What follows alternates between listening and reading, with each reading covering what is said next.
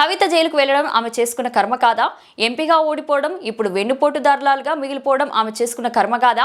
కవిత ఇప్పటికైనా ఇలాంటి వ్యాఖ్యలు చేయడం ఆపకపోతే బీఆర్ఎస్ కార్యకర్తలు ఆమె గురించి కూడా మాట్లాడక తప్పదు.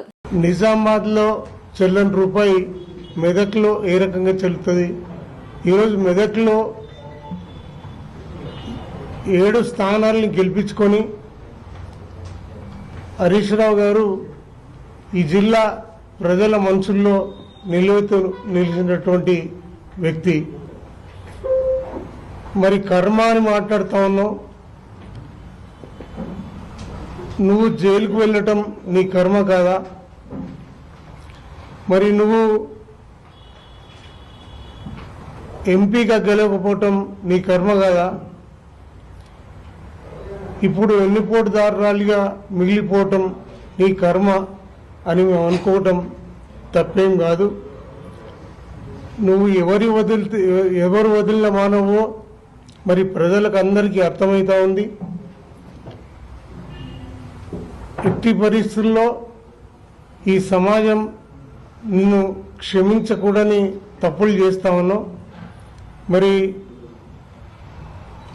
నువ్వు ఇప్పటికైనా మానుకోకపోతే మరి రాష్ట్ర వ్యాప్తంగా బీఆర్ఎస్ కార్యకర్తలు కూడా మరి నీ గురించి అన్ని విషయాలు మాట్లాడక తప్పదు, మాట్లాడతారని హెచ్చరిస్తున్నాం. ఇప్పటికైనా బేషరతుగా బీఆర్ఎస్ పార్టీని క్షమాపణ కోరితే బాగుంటుంది.